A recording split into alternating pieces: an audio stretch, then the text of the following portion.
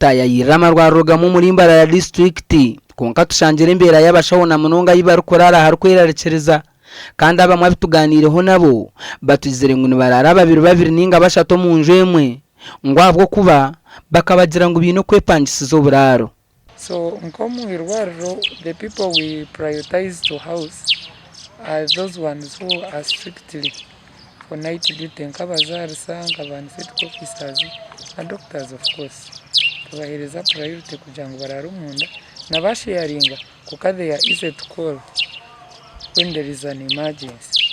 Nancy Eunice Tuhirwe orukukurira Abashaho abazariso mu district ya Mbarara nagira ngo bonka Abashaho ebyo kuraraje bakabirugaho bwanyuma yo kwetera induro mbaro kubakiraho amatu bakagatama ibiti. Amazima gargo twin accommodation. We have very few houses which are even old kandi ba staff nibeyongera buri izuba abo kuba na services nze yongera buri izuba especially nka facility.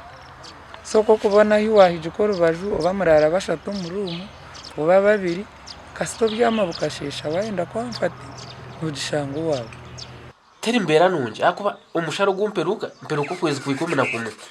Imagine umuntu wero kwezi ku 11 funa umushara na hata nakora rya murimo nakora nujya mubona abahata.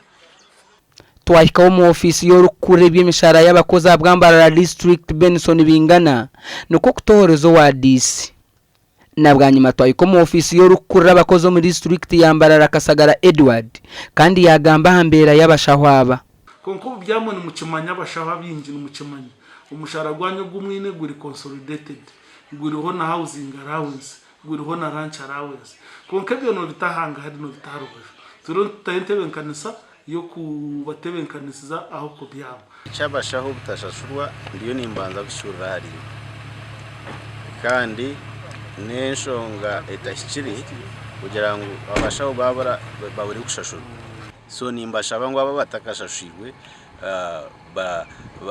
bampikirire then tureba ba human resource nishonga cyari kuretera abantu aba batakushashurwa.